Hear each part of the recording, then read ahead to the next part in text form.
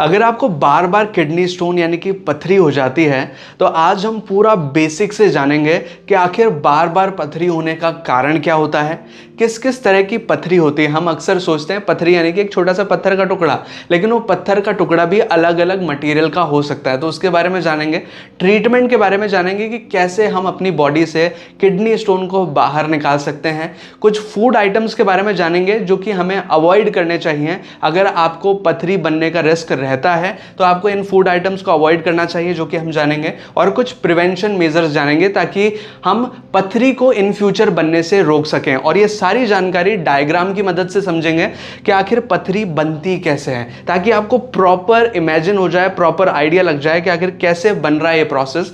तो इस वीडियो को पूरा देखिएगा ताकि आपको एक कंप्लीट जानकारी मिल सके। नमस्कार दोस्तों, मैं हूं आगम सिंह सिसोदिया। स्वागत है आप सभी का। सबसे पहले बेसिक से समझते हैं कि आखिर किडनी स्टोन यानी कि पथरी बनती कैसे है।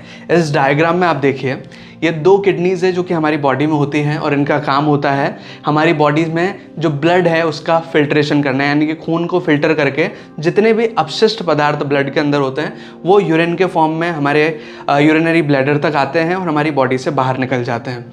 ये जो दो ट्यूब्स दिख रही हैं आपको ग्रीन कलर की, इनको बोलते हैं यूरेटर्स, जो कि किडनी को हमारे यूरिनरी ब्लैडर से जोड़ती हैं, ठीक है, ताकि यूरिन यूरिनरी ब्लैडर तक आ सके। अब पथरी बनती कैसे है, एक एग्जाम्पल से समझते हैं। हमारे किडनी का काम है फिल्ट्रेशन करने का, तो यहाँ से जितने भी अपशिष्ट पदार्थ आएंगे इस ट्यूब से होते हुए वो यूरिनरी ब्लैडर तक आएंगे और बाहर निकल जाएंगे। लेकिन कई बार क्या होता है कि हमारी बॉडी में अपशिष्ट पदार्थों का जो लेवल है वो बहुत ज़्यादा है और जो पानी का अमाउंट है वो बहुत कम है, यानी कि हम पानी या तो कम पी रहे हैं या पसीने में हमारा पानी निकल जा रहा है या हम किसी गर्म वातावरण वाले इलाके में रहते हैं जहाँ से हमारी बॉडी से पानी उड़ता रहता है। तो क्या होता है कि हमारी बॉडी में अपशिष्ट पदार्थ तो हैं लेकिन पानी का अमाउंट कम है। तो जो अपशिष्ट पदार्थ हैं वो यहाँ आकर के जमने लग जाते हैं। जैसे मान लीजिए किडनी के अंदर यहाँ पर जम गया, यहाँ पर जम गया, या फिर ब्लैडर में अगर आपने बहुत देर तक टॉयलेट रोके रखा तो क्या होता है कि अगर आप कई बार टॉयलेट हम रोक लेते हैं बहुत टाइम तक और जब बाद में जाते हैं तो आपने कभी बार ये इमेजिन करा होगा, ये एक्सपीरियंस करा होगा कि आपको जब आप यूरिन करने जा रहे हैं तो बहुत ज़्यादा जलन हो रही है, बहुत ज़्यादा आपको तकलीफ हो रही है। क्यों? क्योंकि वो अपशिष्ट पदार्थों का लेवल बहुत ज़्यादा हो गया है और उसमें पानी बहुत कम है और बहुत येलो कलर का यूरिन उस टाइम पर आता है।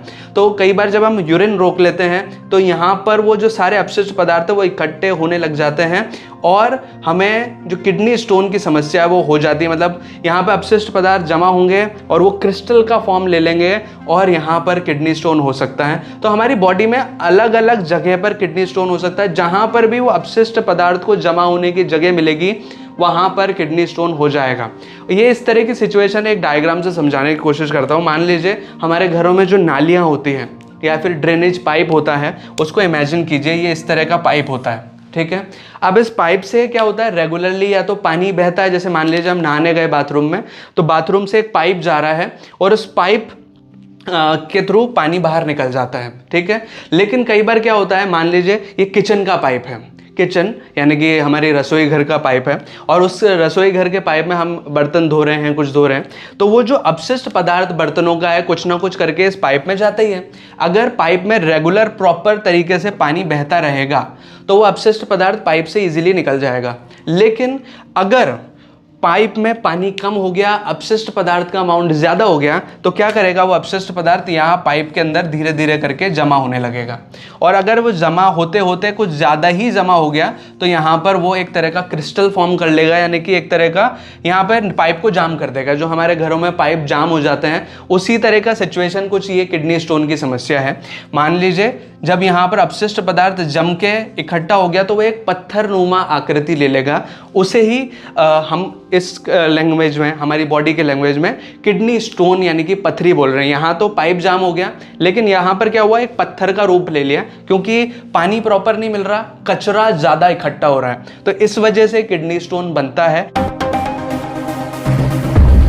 तो चलिए अब जानते हैं कितने प्रकार के किडनी स्टोन हो सकते हैं। किडनी स्टोन बहुत वैरायटी के हो सकते हैं और ये डिपेंड करता है कि यूरिन में किस प्रकार के अपशिष्ट पदार्थ का अमाउंट बहुत ज़्यादा है, क्योंकि यूरिन के अंदर जो हमारा टॉयलेट होता है उसके अंदर बहुत सारे वेस्ट प्रोडक्ट होते हैं, जैसे कि यूरिया हो सकता है, यूरिक एसिड हो सकता है, कैल्शियम हो सकता है, कोलेस्ट्रॉल हो सकता है और अलग अलग तरह के बहुत सारे सॉल्ट्स हो सकते हैं। तो इनमें से अगर कुछ सॉल्ट्स अगर मिल जाएं तो वो स्टोन का रूप ले लेते हैं। जो सबसे कॉमन टाइप का स्टोन होता है वो होता है कैल्शियम ऑक्जेलेट का। कैल्शियम ऑक्जेलेट का सबसे कॉमन टाइप का स्टोन बनता है। जो हमें किडनी स्टोन देखने मिलता है अक्सर कैल्शियम के ही होते हैं, और कैल्शियम अकेला नहीं, कैल्शियम के साथ ऑक्जेलेट, ये दोनों मिलकर क्रिस्टल बनाते हैं। इसके अलावा यूरिक एसिड का हो सकता है, और यूरिक एसिड के अलावा ये जो स्टोन बनता है वो कोलेस्ट्रॉल के भी बनते हैं। कोलेस्ट्रॉल के भी स्टोन्स बनते हैं। तो ये कुछ कॉमन टाइप्स हैं किडनी स्टोन के, कि आपको कैल्शियम का स्टोन है या यूरिक एसिड का स्टोन है या फिर कोलेस्ट्रॉल का स्टोन है। ये डिपेंड करेगा किस तरह का वेस्ट मटेरियल आपके यूरिन में ज़्यादा है। तो चलिए अब जानते हैं ट्रीटमेंट के बारे में कि कैसे हम पथरी को अपनी बॉडी से बाहर निकाल सकते हैं। ट्रीटमेंट बहुत सारी चीज़ों पर डिपेंड करता है, हमें बहुत सारी चीज़ें करनी होती है। क्या क्या है मैं बताना चाहूँगा। कुछ होम रेमेडीज़ आपको आजमानी होती हैं इसमें, और कुछ मेडिसिन लेनी पड़ती है जो कि आपको एक डॉक्टर प्रिस्क्राइब करते हैं, और कुछ फूड आइटम्स को अवॉइड करना होता है जिनसे कि पथरी बनने के चांसेस ज़्यादा होते हैं। थोड़ा सा इसको समझते हैं। सबसे पहली चीज़ ट्रीटमेंट में सबसे इंपॉर्टेंट पॉइंट है ज़्यादा से ज़्यादा पानी पीना, क्योंकि जब आप ज़्यादा पानी पीते हैं तो ये स्टोन आपकी बॉडी से बहुत इजीली फ्लश आउट हो जाता है। जैसे कि नालियाँ अगर कभी जाम होती है तो उसमें हाई प्रेशर ऑफ वाटर डाला जाता है। पानी ज़्यादा डालेंगे तो कचरा बहता हुआ बाहर आ जाएगा और आपकी नाली पूरी सही तरह ठीक हो जाएगी। उसी तरह से अगर आप ज़्यादा पानी पिएंगे, ज़्यादा यूरिन बनेगा, ज़्यादा प्रेशर आएगा और वो पत्थर आपकी बॉडी से बाहर निकल जाएगा। इसी के साथ अगर हो सके तो दिन भर में कम से कम 1 से 2 बार नींबू पानी ज़रूर पिएं, क्योंकि नींबू में होता है सिट्रेट, जो कि कैल्शियम के साथ बाइंड करके कैल्शियम स्टोन्स का फॉर्मेशन होने से रोकता है।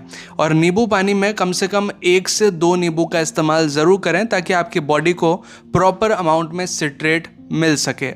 दूसरी चीज़ है पत्थर चट्टा, जिसे कैलन-कोई पिनाटा कहते हैं इंग्लिश लैंग्वेज में।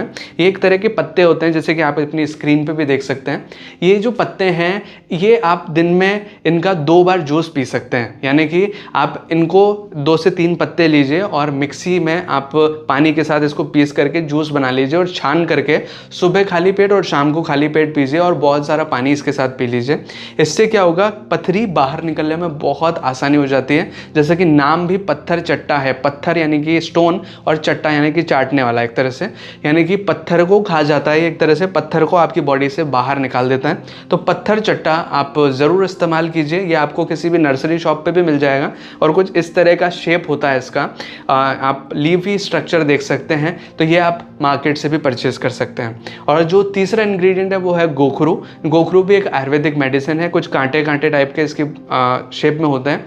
ये आप किसी भी आयुर्वेदिक शॉप से, किसी भी पंसारी शॉप से परचेज कर सकते हैं। गोखरू का पाउडर आपको सुबह लेना है, मतलब आप गोखरू का लगभग 1 छोटा चम्मच ले लीजिए। उसको आप 2 गिलास पानी में उबालिए जब तक कि पानी 1 गिलास ना हो जाए, और फिर 1 गिलास पानी को सुबह सुबह खाली पेट पीजिए और इससे आपको बहुत ज़्यादा फायदा मिलेगा। इससे पूरा यूरिनरी ट्रैक्ट आपका साफ हो जाता है और पथरी निकलने में बहुत ज़्यादा आसानी होती है। ये तो कुछ घरेलू नुस्खे हो गए, लेकिन अगर आपको पथरी है तो आपको एक डॉक्टर को भी ज़रूर दिखाना चाहिए। वो कुछ मेडिसिन प्रिस्क्राइब करते हैं, जैसे कि बीटा ब्लॉकर्स। ये क्या करती हैं, आपकी जो ये यूरेटर हैं जहाँ पर पथरी अगर कभी फंसी हुई है तो उस यूरेटर को थोड़ा सा रिलैक्स कर देते हैं, ताकि ये पथरी बड़ी आसानी से नीचे की ओर आ जाए और आपकी बॉडी से फ्लश आउट हो जाए। ये कुछ इस तरह की सिचुएशन है। मान लीजिए ये आपका ये यूरेटर है, ये जो नली है मैं इसको थोड़ा सा बड़ा करके दिखा रहा हूँ। इसमें आपका ये किडनी स्टोन फंसा हुआ है, ये पत्थर फंसा हुआ है यहाँ पे। अब ये स्टोन तो थोड़ा बड़ी साइज़ का है, लेकिन जो नली है उसका मुंह थोड़ा छोटा है। अब ये जो दवाइयाँ क्या करती हैं कि ये जो मुंह है, ये जो इसका यूरेटर का साइज़ हल्का सा उसको रिलैक्स कर देती है। इससे हल्का सा साइज़ बड़ा हो जाता है और ये पत्थर बड़ी आसानी से बाहर निकल जाता है। तो ये बीटा ब्लॉकर्स दवाइयाँ एक डॉक्टर प्रिस्क्राइब करते हैं, उनसे आप ज़रूर कंसल्ट कीजिए। जिस डॉक्टर को आपको कंसल्ट करना है वो एक यूरोलॉजिस्ट होना चाहिए, यानी कि यूरिन योग विशेषज्ञ, यानी कि मूत्र रोग विशेषज्ञ जिसे हिंदी में बोलते हैं, यूरोलॉजिस्ट, उसको आप दिखाइए। और वो आपको ये दवाइयाँ प्रिस्क्राइब करते हैं, कुछ आपको दर्द निवारक गोलियाँ भी देते हैं वो, ताकि अगर आपको कभी पथरी फंस जाए तो उससे बहुत ज़्यादा दर्द होता है तो उस टाइम पे उस दर्द को कंट्रोल किया जा सके, क्योंकि जब पथरी फंसती है तो बहुत ज़्यादा दर्द होता है। इसका कारण ये है कि जब पथरी फंसेगी तो आपके यूरेटर की दीवारों पर बहुत ज़्यादा फोर्स पड़ेगा, यूरिन ऊपर से आने वाले, जो ऊपर से यूरिन आ रहा है वो बाहर नहीं निकल पा रहा, वो जा नहीं पा रहा है इधर रास्ते में, तो यहाँ पर उसकी दीवारों पर बहुत ज़्यादा प्रेशर पड़ने की वजह से बहुत ज़्यादा दर्द होता है।